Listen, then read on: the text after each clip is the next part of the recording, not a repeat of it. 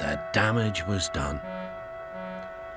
Henry's driver came to see him in the yard. Trees have fallen on the line. We must help clear the tracks. In trees. Toby puffed slowly into the yard. "Hello, Toby," said the Fat Controller. "You do look glum." "I'm sad about the trees," said Toby. "And so is Henry. The forest is a special place to him. Now some of it is gone." "We'll soon put that right. I have an important job for you, Toby. I would like you to take some trucks to the forest." When the trucks arrived, even so, the Fat Controller decided that Gordon needed a rest. "James shall do your work."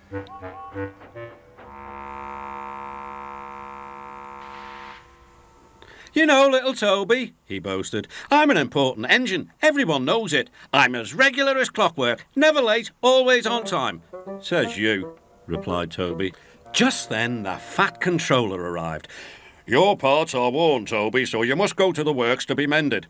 "Can I take Henrietta, sir?" "No. What would the passengers do without her?" Next day, the Fat Controller arrived. "I would like you to go to the harbour tonight to collect something rather unusual." "What sort of something?" "Wait and see." "Percy?"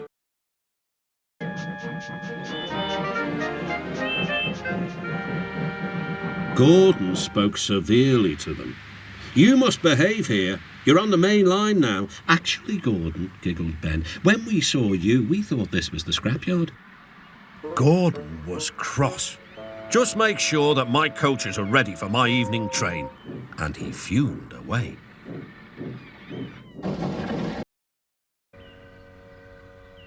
"Good morning, Percy," called Duck. "You're up early." "No, you're wrong," sighed Percy. "I'm back, tired and late." He rolled into the shed and fell asleep almost before his buffers touched the bar. His driver decided to set off early that evening. Station.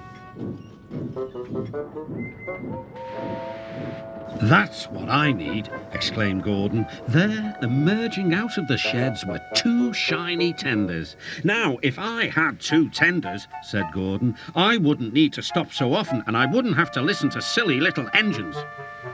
"Those tenders belong to a visitor," replied his driver. Diesel sidled up alongside. "Everyone knows that tenders are a mark of distinction, but I'm afraid that no amount of tenders will save you in the end. We Diesels are taking over, and we don't need tenders to make us important. Not even one." Gordon was most upset. He was feeling just the same. James was snorting about in the yard. "It's too bad. Percy goes to work at the harbour and I do his job, here, there and everywhere." "Take that!" "Ooh!" groaned the trucks. "Just you wait, we'll show you." Gordon laughed. "I'll tell you what, James, if you pretended to be ill everywhere, you couldn't shunt trucks here or go to the quarry there, could you?" "What a good idea," agreed James. "Look, here comes Thomas. I'll start pretending now." Thomas was sorry to see the engines looking miserable. "Cheer up, it's a beautiful day." "Yes," grumbled Gordon, "but not for James." "What's the matter?" "He's sick," replied Gordon. "Yes, he is. I am," stuttered James. I don't feel well at all."